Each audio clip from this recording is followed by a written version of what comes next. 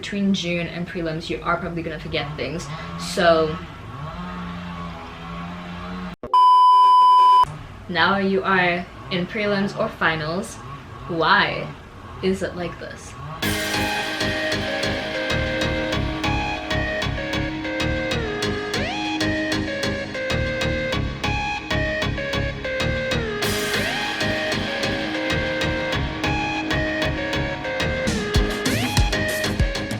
Hello everybody and welcome back to my channel. It's your girl Cheryl. If you're new, welcome to the C Squad. Over here we cover all things transfer student and living your best life as an international student in the UK. So if you like the sound of that, then hit the subscribe button below, follow me on Instagram, and join the fam.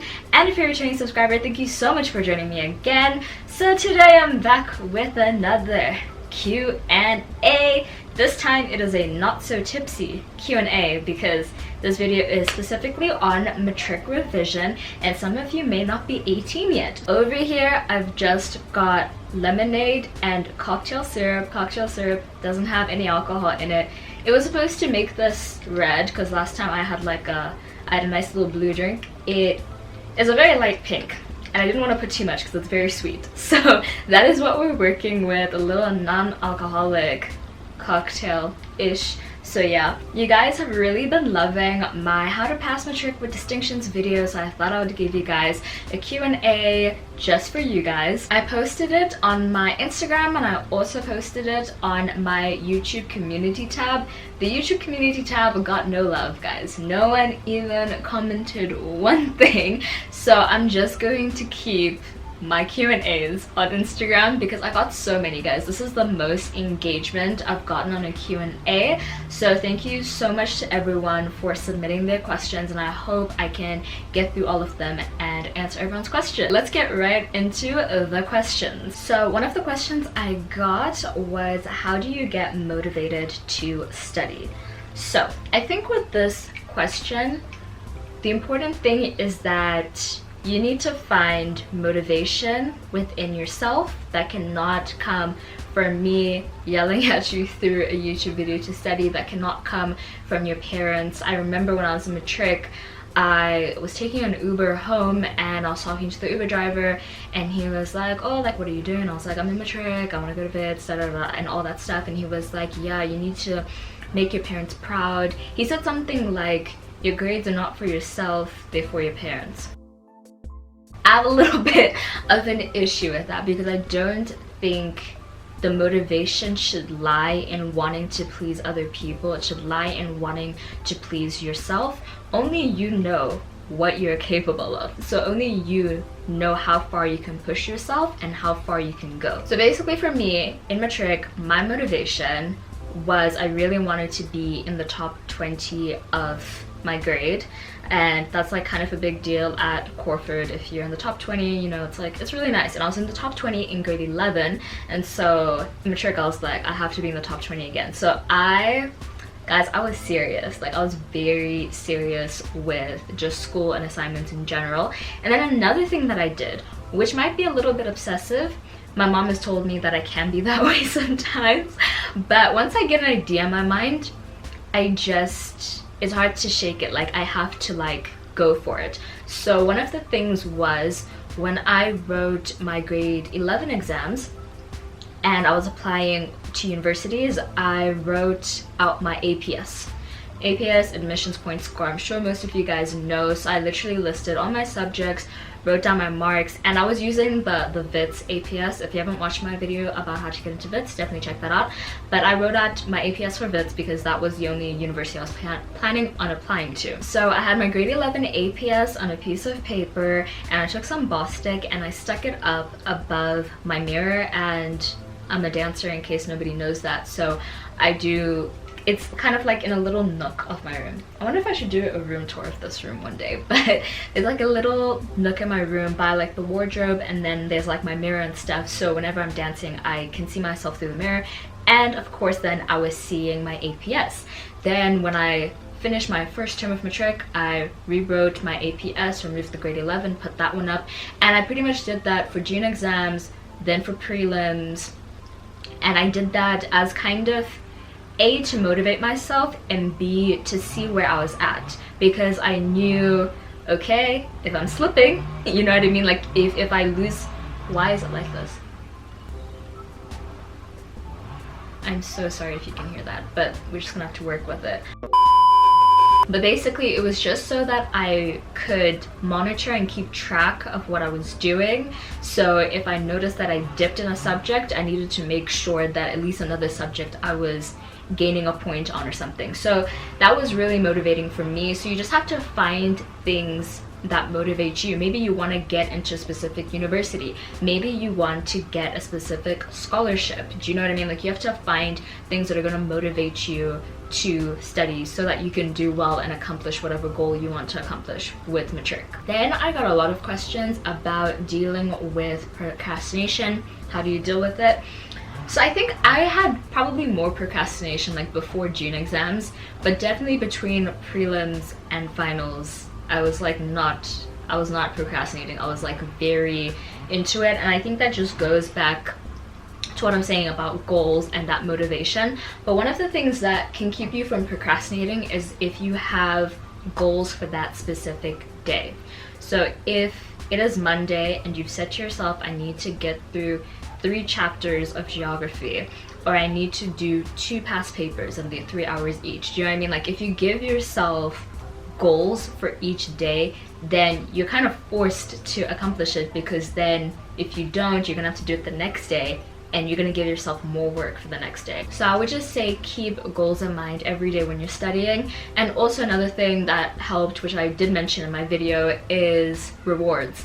I would always give myself a reward. As I told you guys, I'd be like, you can watch 2 episodes of Grey's Anatomy once you finish. And so that would motivate me to basically study, because if I didn't finish the stuff, then I'd be stressing, and even if I was watching Grey's Anatomy, like I wouldn't be feeling fulfilled. I would be feeling like I didn't finish what I was supposed to do. So it definitely will help you find a nice little reward, whether it's TV, whether it's a snack. I don't know what else you can do, but find a reward. Then we've got a really good question. How do you avoid burnout? I wouldn't know. Guys, I remember in the beginning of Matric, one of my friends had a teacher.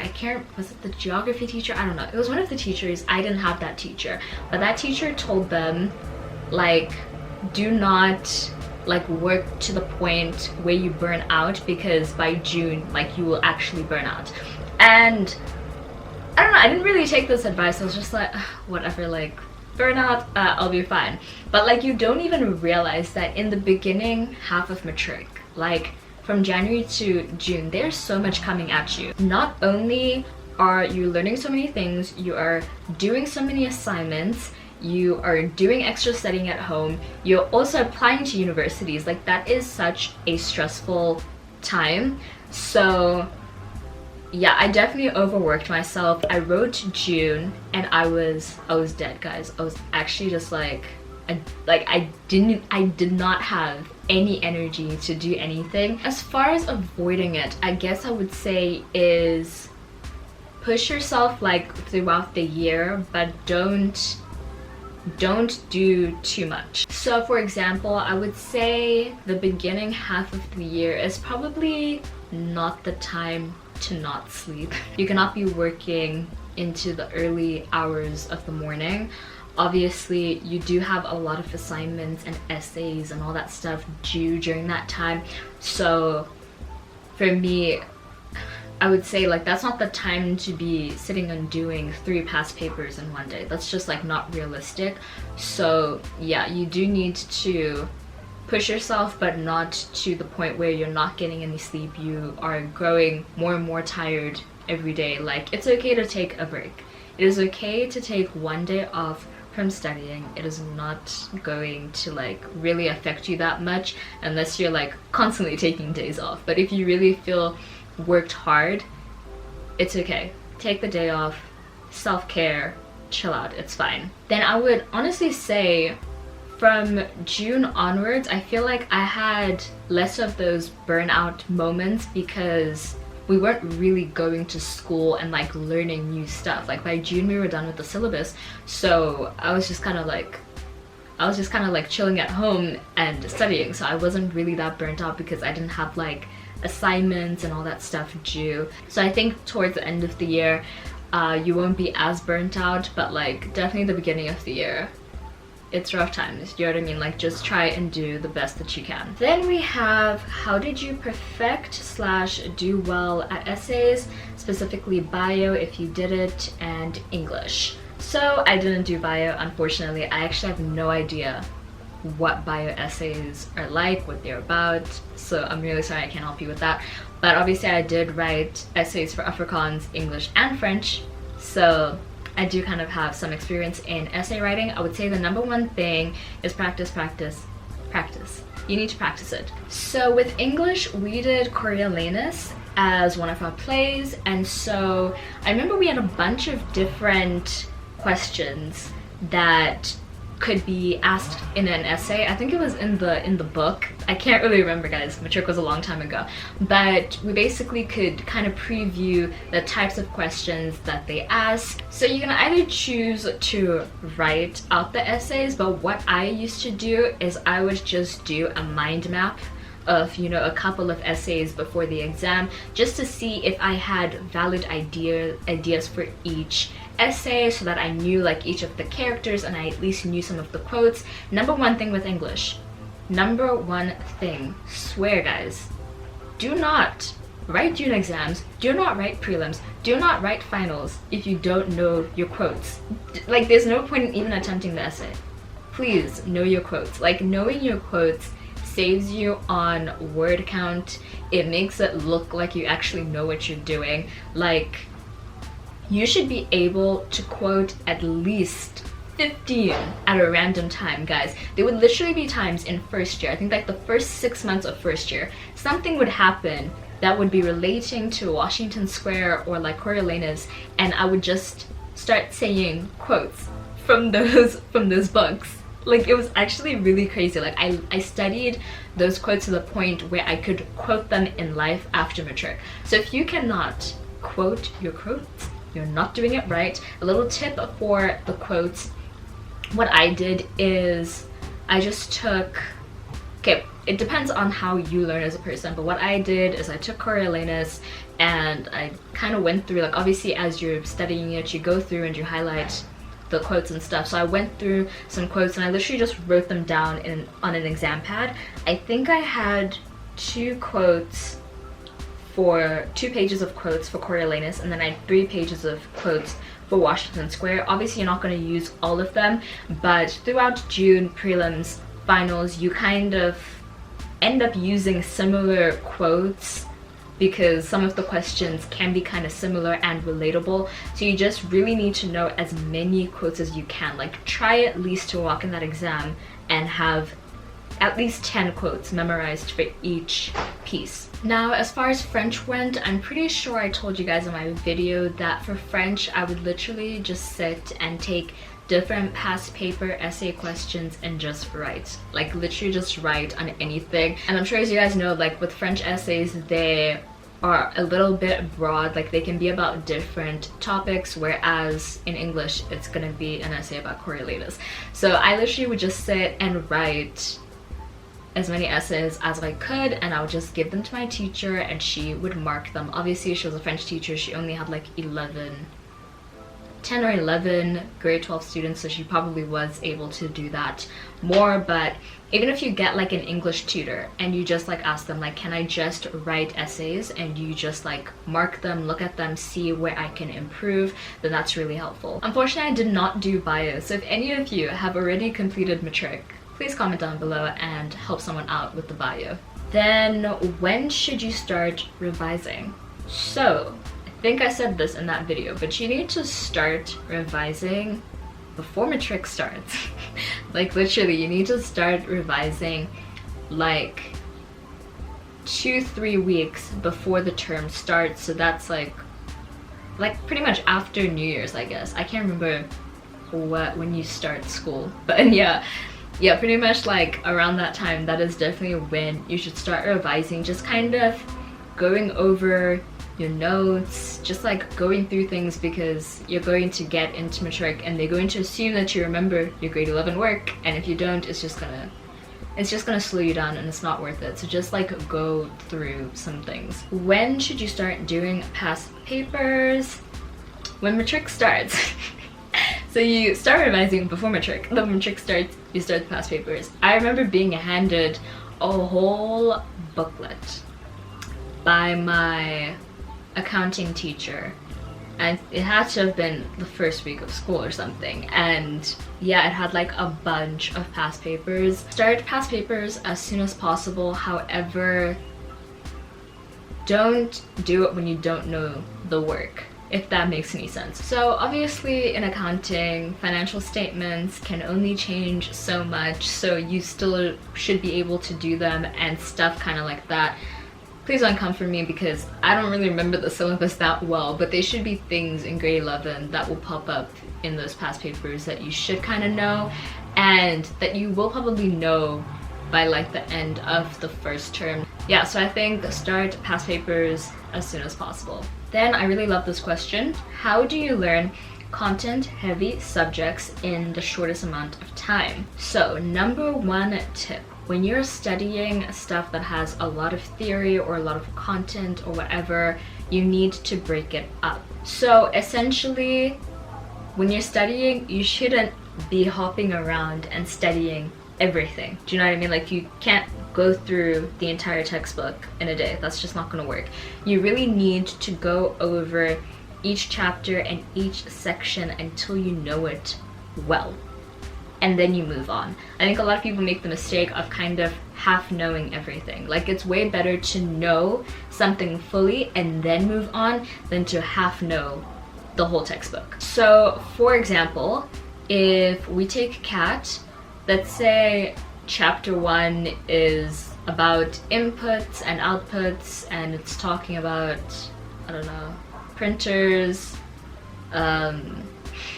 microphones, I don't know, cameras, I don't know.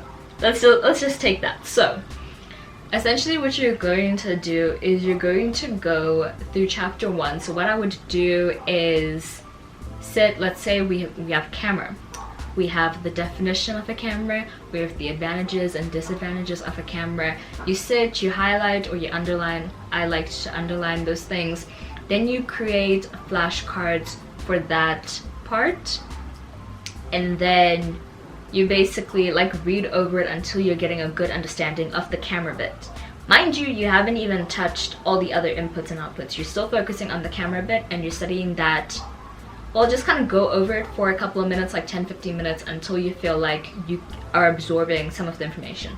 Then you move on to printers, the definition, the advantages and disadvantages, make your little flashcards, study that for a couple of minutes as well until you feel like you're remembering stuff. So once you've completed chapter 1, then you're going to sit and you're going to test yourself on chapter 1 as a whole. So you're going to do your flashcards, or I don't know how else you guys test yourselves, but you're going to do your flashcards for that whole chapter 1 until you feel like you kind of know it. Then you're going to shuffle your flashcards, because usually it's easy to kind of know something when it's in the same order.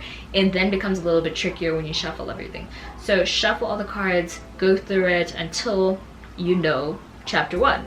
And then once you know chapter 1, then you can move on to chapter 2. But do you see how much you've done for chapter 1 and how much you've prepared for that? Like, that is actually stuff that's going to stick in your head. Let's take maths for example, because I just rewrote my maths paper. So let's take probability. You're not just going to study everything in probability. What you're going to do is you're going to look at tree diagrams until you understand tree diagrams, do a couple of examples on tree diagrams, and then you move on. Then you come to Venn diagrams and you study those, you will do a few examples of those, and then you move on. So what I used to do with maths, let's take financial maths, I would go into my notes for maths and do the examples that we did in class. Obviously with maths, I didn't go over things that much because I kind of had a good understanding of math. But essentially, you just kind of go through your examples that you did in class, and then you can look at the examples, you can work through it or whatever you want to do. Then you're going to move on to the textbook and you're going to do the exercises in the textbook. We had classroom mathematics, it has the answers at the back and all that stuff, so you can even do questions that you weren't asked to do for homework, but you can do that to practice. Make sure you're good with that. Once you're good with that, you then move on to past papers. And now the trick with the past papers is when you jump into past papers, it's not necessary to do the whole past paper. You can do whole past papers when you're gearing up towards finals, so like around this time, September, October, November. But if it's like towards the beginning of the year, if it's between June and prelims, what I would do is I would just do past papers for maths, but only do the financial maths section. So I could do 7 different past papers just during the financial maths section and seeing how well I know financial maths. That's actually the same thing that I did with CAT, where if chapter 1 was input and output, I remember our teacher gave us this, once again, a huge booklet of past papers. I think it had like 7 or 8 past papers, and I went through that and I literally highlighted every question that related to chapter 1, and then I would write the answers for just that chapter alone, the chapter that I'm currently studying. I wouldn't like study everything and then do past papers on everything. I would make sure that I've done as many questions as I can on chapter 1 before I move to chapter 2. So I hope that makes sense. Point is, break it up, know the sections well, practice those sections, and then test yourself on those sections. So take it one step at a time. You did say in the shortest amount of time. This is probably not the shortest amount of time because I don't think Matric is a quick and easy fix. That's why Matric is a whole year and not 3 months. It is like an ongoing thing that you have to do. So at this point, seeing as we're getting very close to Matric, what I would suggest is look at the past papers and look at the sections that tend to have the most marks. This is actually a strategy I used for my second semester exams, is I picked up on which questions were constantly being asked and which questions were the most marks. So if financial maths is 30 marks out of the paper, you need to know the financial math section. So if you are strapped for time, then I think you should work that way. So you work with the sections that count the most down to the sections that count the least. So yeah, I hope that helps. Then I love this question: how do you prioritize different subjects? I'm gonna start with if you are literally just starting to study, and a lot of people ask, where do I start? So if you're just like trying to get yourself into studying, then I would honestly say start with your favorite subject. The first day that you study, pick your favorite subject. Mine was maths, as I've said before, and so I would always start with maths because it would not stress me out as maybe Afrikaans or something. So start with your favorite subjects, and then that's just for the first day though. By the second day, you need to get your life together. Then one of the things I believe in so much is to study in order of your exams. So if you are writing maths on the 12th of November, you need to make sure that you've at least started maths by the 12th of October. Obviously, this kind of works more for university, because university we have less time to study, so this is my technique. So maybe in Matric, it would be make sure you're studying 60 days before the exam. But for example's sake, we're just gonna go with 12th of November, you need to start studying 12th of October. And then if English is on the 14th of November, you start studying it on the 14th of October. So what you can literally do is print out a calendar. So right now we are in September. Print out September calendar and October and November. In November, write down your different days of your exams. Write down which day each exam is going to be written, and then go exactly a month or 2 months before and write down start studying here. Like you need to start studying that subject on that day. Then for me, I kind of work mentally in my mind. I know if I start a certain subject a month before, I kind of spread things out so that I know I'll be done with the syllabus by the time I write it. I don't know if that makes any sense. So I don't use study timetables, which I've already said. So I don't use study timetables, but if you want to, you can do a study timetable to make sure that you'll be able to finish the syllabus in that month or in that 2-month period. Now with that, keep in mind not to study the same subject every single day. So yeah, I know there's some people who might, like a week or two before the exam, just sit and study maths every single day. I don't work that way. I like to swap it around. You have 7 or 8 subjects for a reason. Swap them out, guys.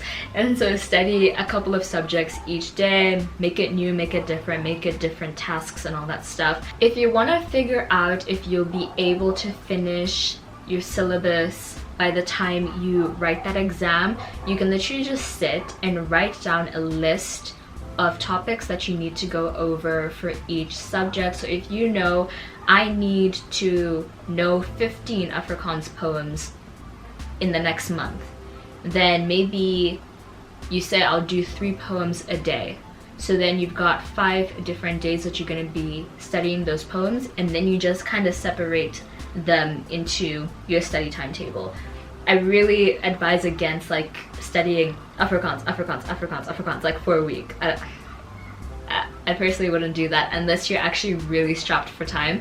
Then yeah, I guess you'll have to do that, but just kind of try and change it around. Or maybe you study 3 Afrikaans poems and then you work on, I don't know, what else do you guys do in Afrikaans? Maybe you work on Hoopful. I don't know, we read Hoopful. Maybe you work on the assigned book the next day. Just try and change it up every day so that you don't get bored, because you're basically doing the same thing every day. Once you sit and you write down everything that you need to cover in every subject, you can then sit with your study timetable and you can pretty much put everything where it needs to go. I would say don't study more than 3 subjects a day. I would personally recommend 2 subjects.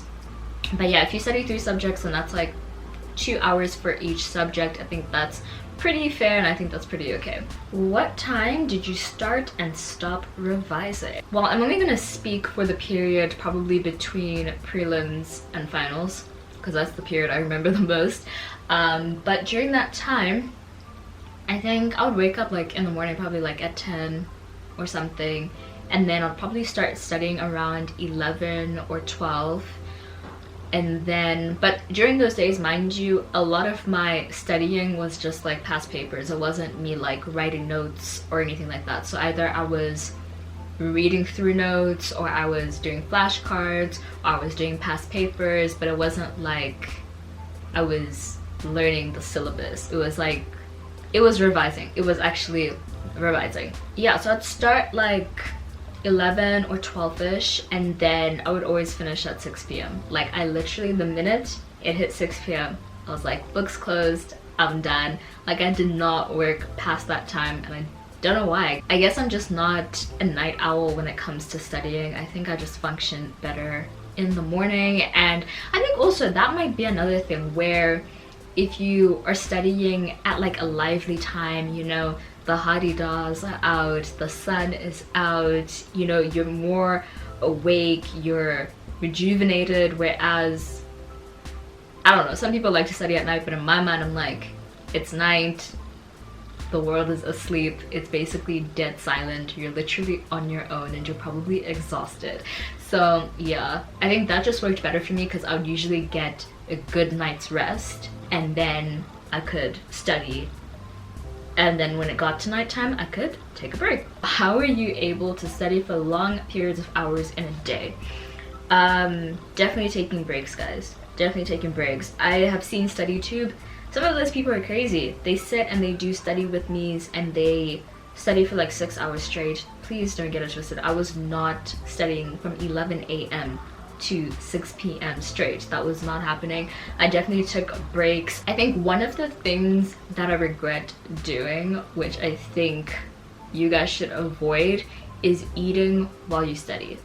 just take a break and eat. Do you know what I mean? Like, I think my diet was so bad around matric. Like, guys, I was like a twig. It was like actually really bad because I actually wasn't eating, because one of my study snacks or whatever was popcorn. So I'd literally just sit the whole day, like 11 to 6 p.m. and all I was eating was popcorn.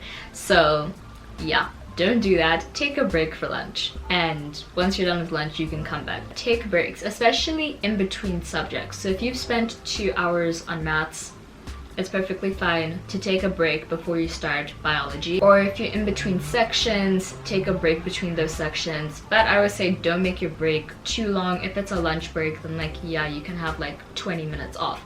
But if it's just like a regular break, I would say keep it to like 5-10 minutes, okay? Then we have, are prelims harder than finals? Yes. Yes, they are. No, guys, I genuinely think prelims were so much harder. I just remember being hit like a ton of bricks, where in some subjects prelims were like okay, and then other subjects I was just like, what is happening? Like, even when I wrote other people's prelims, like from other schools, I was just like, this is wild. But I think they do that on purpose, because if they push you far enough for prelims, then and you don't like crash and burn, you probably won't crash and burn in finals.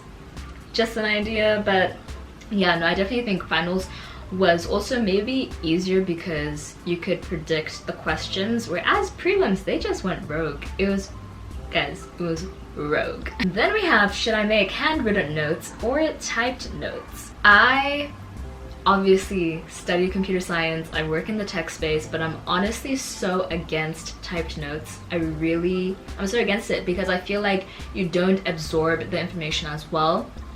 I really prefer handwritten notes. I still handwrite my notes when I go to lectures. I still handwrite when I study, and it just works for me. And another tip that I think I said in my how to study effectively video was use blue pen. Black pen, well, basically like blue pen makes you remember it more or something. I don't know. There was a science behind it, but I would say use blue pen. Then, how do you do revision for subjects that you have notes for but have to start from the beginning? So you really have two options with the situation. You can either sit and read your notes, which is what I used to do a lot of the time. Is if I'd already written notes for a subject, I would just sit and read through the notes, like the entire day pretty much.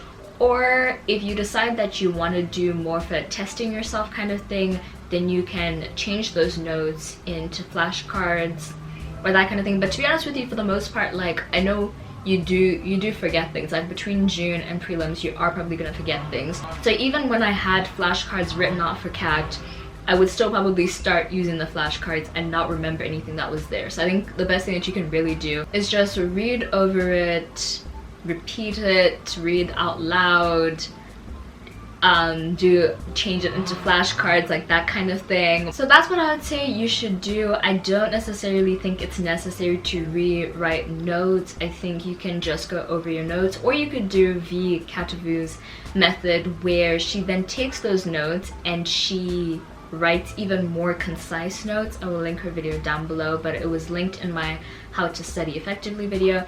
But yeah, where you can just take your notes. Maybe you had 3 pages of notes for chapter 1, and maybe you can now read over it and you can see, okay, I can change this into 2 pages or 1.5 pages. So maybe you can do that kind of thing.